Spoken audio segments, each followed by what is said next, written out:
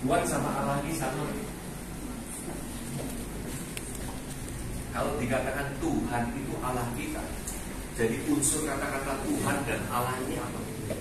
Ya, is identik. Ini adalah sama.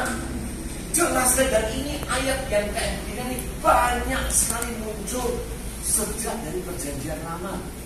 Jangan bilang yang baru, lama banyak sekali. Ini hanya kutipan. Nah, ini pun dikutip oleh Tuhan Yesus di dalam apa? Markus 12 ayat 29. Hei kaum Israel, ya kan?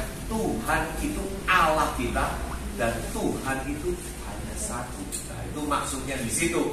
Makanya di sini kita tahu Tuhan dan Allah ini identik, dan di dalam banyak ayat itu mengatakan itu, aku adalah aku. Ini adalah ayat yang terkenal sekali. Waktu Musa untuk mau tahu siapa sih engkau Tuhan, bagaimana cerita kepada yang lain. Aku adalah aku. Ini adalah kata-kata yang sangat, ya kalau orang Yahudi menganggapnya ini ada secret sekali, dari sangat apa ini, sangat-sangat sakral, tidak sembarangan dikutipkan. Makanya aku adalah aku. Nah, ini aku dan aku ini siapa wujudnya? Akulah jalan, akulah hidup, akulah kebenaran, akulah anggur, akulah pintu, akulah air hidup mengalir yang tak berkesudahan. Inilah wujudnya akhirnya siapa? Yesus Kristus Tuhan. Itulah yang perlu kita ambil benang merahnya di satu persatu, supaya kita mengenal dengan baik, supaya kita mengenal dari awalnya perjanjian lama itu yang dimaksud itu apa, siapa, dan sampai ke perjanjian baru ini ngomongnya kayak begini, begitu. Maka itu dipertegas lagi. Tadi kan saya katakan banyak ayat. Contoh yang lain, Yesaya 45. Siapakah yang mengabarani dari zaman purbakala? Artinya yang paling dahulu, paling awal purbakala itu memberitahu sejak dahulu. Bukankah aku ini Tuhan? Ya kan, tentunya bolehnya begini. Tidak ada yang lain, tidak ada Allah selain daripadaku. Jadi Tuhan itu tidak ada Allah yang selain padaku ini.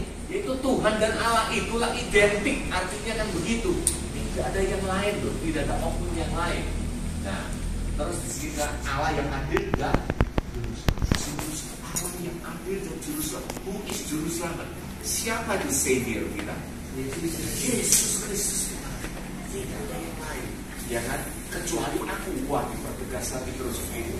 Nah, ini yang terkenal ayat Yesaya 9 ayat. Kalau menjelang Natal, ayat ini selalu muncul. Seorang anak telah lahir, putra telah diberikan, lambang pemerintahan ada di atas baunya, yaitu disebut orang apa?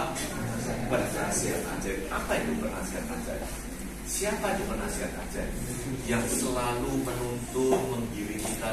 Nah, ini biasanya yang kita integrasikan adalah apa?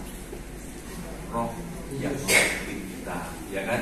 Untuk membawa kita ke dalam pemahaman atau di dalam satu pewahyuan. Nah, inilah penasihat yang ajaib. Ini menjurus ke ranah-ranah di dalam roh yang dimaksud itu Allah yang perkasa. Nah, kembali lagi muncul. Jadi putra yang diberikan itu adalah Allah yang perkasa. Jadi putra dan Allah itu apa? Ya sama juga. Inilah seabrek-abrek titel-titel yang disandang oleh putra yang lahir, anak yang lahir, putra yang diberikan itu. Bapak yang kekal. Coba di sini dikatakan yang lahir itu adalah Bapak yang kekal itu sendiri. Nah, itu maksudnya Raja Damai. Ini semua titel itu adalah tidak lain, yaitu rangkuman seperti itu. Tetapi kalau bicara soal pribadi, soal nama, is only one, that is Christ Jesus. Gila yang kita lupa. Misalkan seperti Pak Riki, kalau kita bisa, kenapa kok muncul kadang-kadang seolah-olah itu ada yang beda begitu? Ya, kita mesti melihat konteksnya itu. Seperti Pak Riki, kalau misalkan ada MC yang ngomong di dalam forum kayak gitu, wah, Pak Riki ini lah kita punya VP yang dapat 5 dan untuk ini pelayanannya hebat sekali. Terus kalau mungkin di dalam satu pertemuan lagi soal bisnis nih, oh Pak Riki sebagai pedagang yang luar biasa bikin bisnis yang ini, ya ini melihat kontekstualnya apa yang di dalam audiensnya yang disebutkan itu. Makanya jangan heran kalau kadang-kadang disebutkan Bapa, kalau disebutkan Roh, disebutkan dengan anak, itu semua adalah sebutan-sebutan, tetapi ini mengacu ke satu pribadi, yaitu Pak Riki ini. Nah, inilah pemahaman